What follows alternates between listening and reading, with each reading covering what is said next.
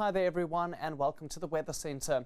There is still a fairly deep trough along the west coast of South Africa for today, and this is causing windy weather all across the Northern Cape. Those winds are going to be dying down as the day goes on, and this is all part of a bigger weather system that extends higher up into the atmosphere, and this has caused unstable conditions across the Cape provinces. And for this reason, we're going to have showers and thunderstorms extending from the Northern Cape all the way through to the southern and east coasts of the country. That's also going to affect the Free State, while it's going to be a partly cloudy day for Gauteng and the surrounding areas where we do not expect any rainfall.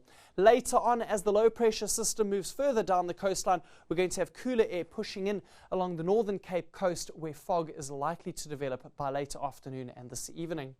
There's a 60% chance for showers and thunderstorms for some areas over the western and southern interior of the country. Surrounding this is a broad area where isolated thunderstorms will be possible. Those extend towards the coastline, including some areas in the Western Cape, and there's a little bit of light rain possible at first for some areas in the Lowveld and the adjacent escarpment that is in the process of clearing.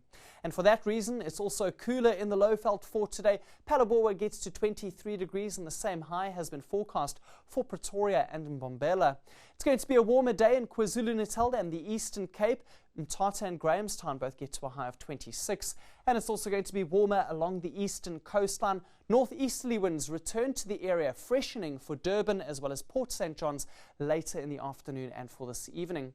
Not too bad for the southern interior of South Africa. Beaufort West and Somerset East gets to 24, and it's going to be a couple of degrees warmer as well along the south coast. Light winds for some places, but a southeasterly wind is still going to be fresh from Cape Agulhas through to Muizenberg and False Bay.